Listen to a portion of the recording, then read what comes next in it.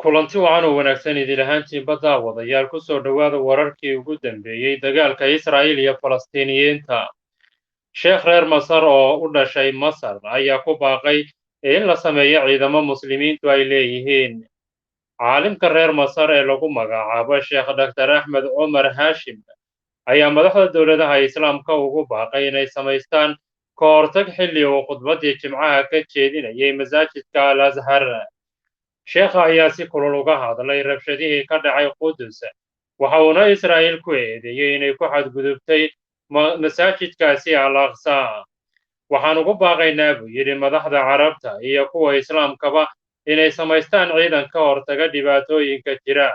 Wixii xoog lagaaga qaato waxaa lagu soo ceshadaa xoog, ayuu sheekhan mar hoggaamin jiray jaamacadda Al Azhar sheegay.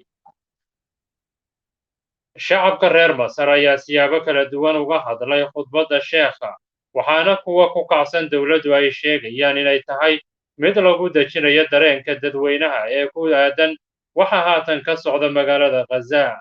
Taageerayaasha xukuumadda Cabdifataax al-Siisi ayaa sheegaya in sheekhu uu muujiyey mowqifka dowladda Masar ee ku aadan taageerada qadiyadda Falastiiniyiinta. Masar oo xuduud la leh Gaza ayaa horay u muujisay inay dhexdhexaad ka tahay colaadda haatan taagan.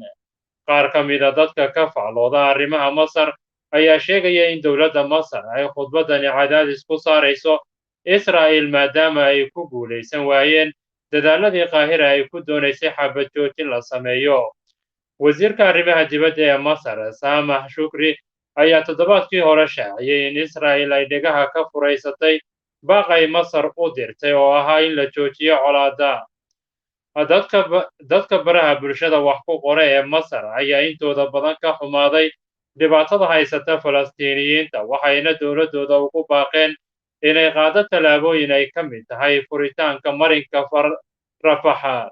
Dhanka kalena waxaa jira dad dhaliilay qaabka uu ururka Xamaas u wajahay xaaladda taagan islamarkaasina taageero u muujiyey Israa'iil iyo xaqa ay u leedahay inay iska difaacdo.